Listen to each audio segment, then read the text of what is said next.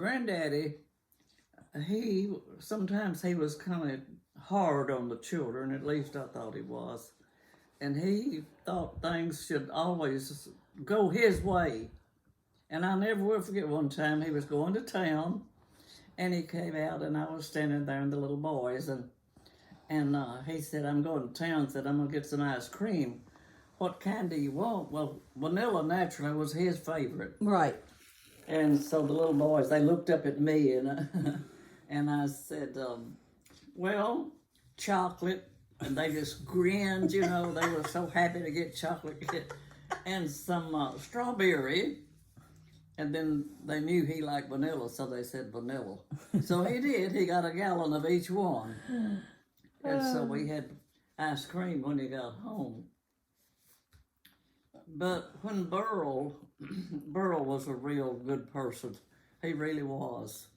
And but when he went in, he finished his education, and then he wanted to get that all behind him before he got in his business, you know. Right. So he went to Texas, Fort Bliss, Texas.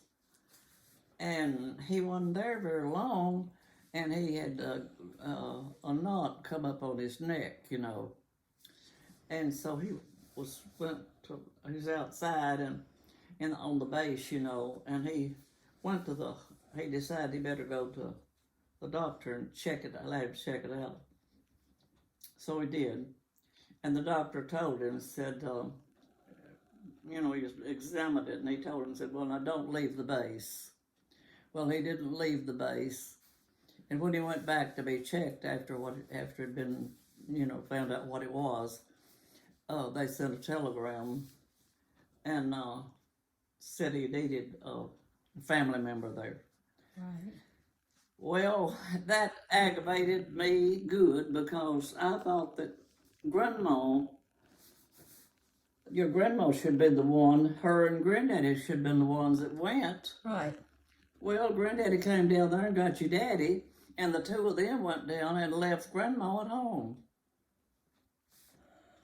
Well, when they got down there and they saw how bad he was, well, they sent back and told, so her and Bertie went. That was a long trip. He didn't live but 2 weeks. That was a long trip. No, well, they flew. Oh. But he didn't live but 2 weeks. And, it was just awful.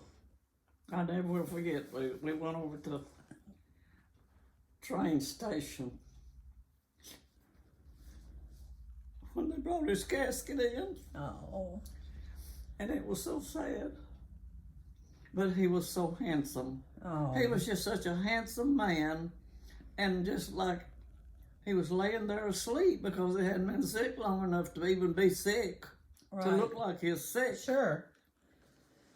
But anyway, what aggravated me was whenever he started leaving that time, and he had a car because Granddaddy gave him the car. Bought the car for his graduation from college. Yeah. And he should have let him have it, but he didn't. He kept it there at home. And he could have drove it back to Texas, but he had to hitchhike. And it was pouring rain.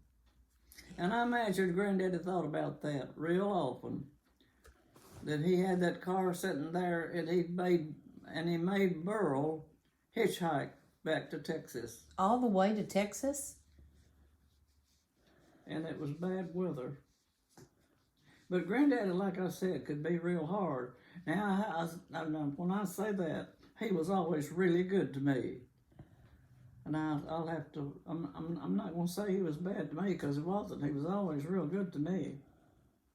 And I never will forget one time when I went down there and Gail was small and they was picking cotton. So I just got my sack and went out there, and it was there close to the house, and so I picked too. So I picked 75 pounds. And so Granddaddy just thought that was something that I picked that much cotton. And so I said, well, I'm not picking when they go back. I'm not going back to the field. He said, oh, yes, you are too. You were a good He wanted me worker. to get out there and help them get that. They was trying to get the bale out. He wanted me to get out there and help them get that bale of cotton out, so I did. And after we got it all picked, he gave me $25. That's a lot. Yeah, it was back then.